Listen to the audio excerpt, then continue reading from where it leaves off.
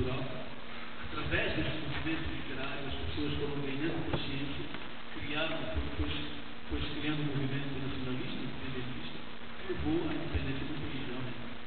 Então, para dizer que a literatura serve também para pensar o país. E no caso, o Luana tem sido assim.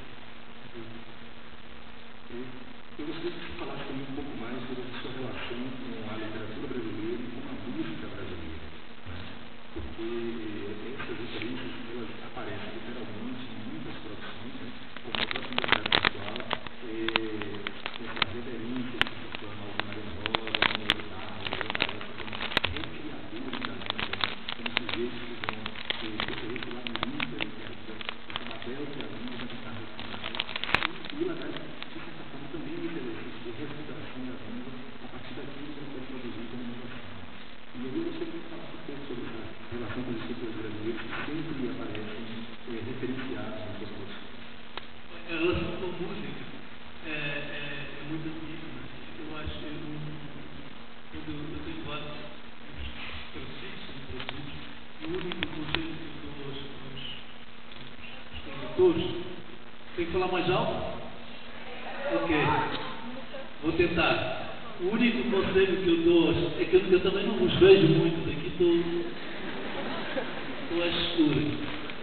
O único conselho que eu dou aos tradutores é para tentarem conseguir na sua língua, que o texto mantenha um certo ritmo e uma certa melodia. Eu lembro que um dos livros, As Mulheres do Meu Pai, entre na altura houve um cantor que ligou para mim dizendo que eu musiquei a primeira frase do livro. Eu fiquei um pouco assustado, pensei que não era possível fazer isso, e depois fui ouvir e gostei.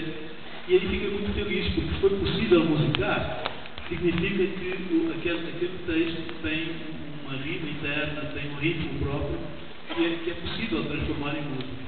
Então, para mim, a ligação entre a escrita e a música é muito importante, realmente. A música brasileira está no princípio de tudo, quer dizer, me acompanhou sempre também, não é? Fez parte da minha formação. Então é natural que esteja nos livros, não é uma coisa pensada, deliberada, é absolutamente natural. Não é? Eu descobri o Brasil antes da literatura através da música, de tal forma que quando pela primeira vez viajei para o Brasil, na verdade foi como um reencontro, não é? Foi um lugar que eu já conhecia através da música. E depois através da literatura. Nós conversávamos hoje pela manhã e você me confidenciava sua incursão na elaboração de músicas, né? Como é que se dá esse processo? Como é que tem sido essa experiência, né? Como agora compositor também? Como letrista. Não, é muito prazeroso, é muito bonito, é muito bom. Porque você está fazendo uma coisa que depois se transforma numa outra, não é? Que de repente ganha asas e voa, se transforma numa outra coisa. Eu também escrevi peças para teatro. Escrevi 2 peças com o Miacuto, como se diz, e depois escrevi um monólogo para a Marília Gabriela aqui no Brasil, e escrevi uma outra peça para um grupo português, mas com atores angolanos. É outra experiência muito interessante, porque aquilo só funciona a partir do momento em que está em palco. E então se transforma numa outra coisa. Para mim isso é o mais interessante, é ver uma linguagem se transformar numa outra. É absolutamente fascinante. Eu estou muito encantado com esta experiência de trabalhar com música. De resto, creio que todo escritor tem esse sonho. Na verdade, um pouco essa inveja dos músicos. Outros gostávamos de ser o Chico Buarque, escrever e ao mesmo tempo fazer música também. Deixa eu abrir um parênteses rápido aqui. O público pode também fazer perguntas. Há monitores que estão recolhendo as perguntas, então vocês podem fazer a pergunta por escrito e passar para os monitores, que eles encaminharão as perguntas que serão feitas aqui logo na sequência, tá bom? Então, quem desejar fazer pergunta para os escritores da Eduardo Valuda pode redigi-las e encaminhar os monitores. Eu gostaria que você falasse agora um pouco sobre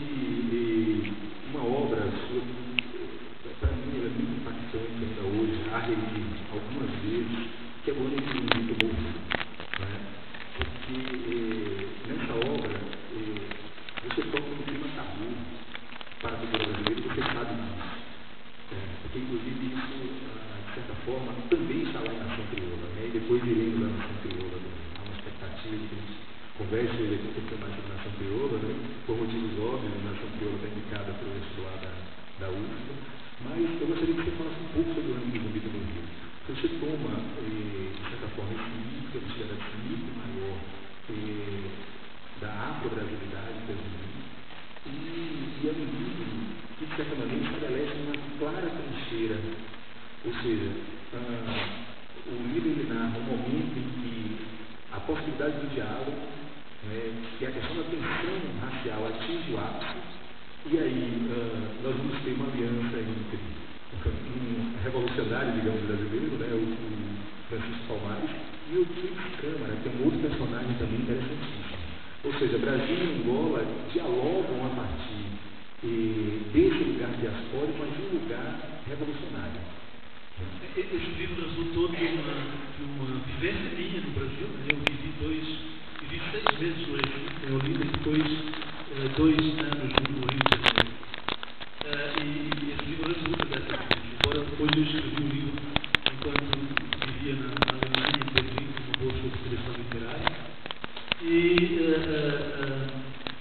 Foi o resultado de uma grande perplexidade minha e comunidade que senti quando comecei a conhecer melhor o Brasil e fui descobrindo essas contradições que o Brasil tem, não é? Sobretudo essa situação dos africanos de ascendência, dos brasileiros de ascendência africana. O livro, quando eu lancei o livro, percebi que havia uma incomunidade, não é? Senti como se eu tivesse. As pessoas me tratavam bem, não é? Porque os brasileiros são sempre muito delicados. Mas eu sentia que havia, sobretudo numa certa classe social, não é?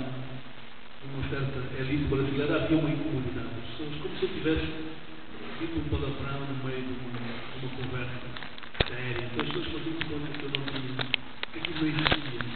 Depois, eu participei numa conversa com o Caetano Veloso, em Paraty, e foi o Caetano, na realidade, que lançou o livro, não é? Porque o Caetano ficou 2 horas elogiando o livro, e graças ao Caetano, eu hoje sou conhecido no Brasil.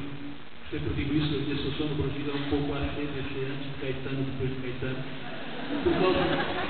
por causa desse livro do Ano do Zumbi do Rio.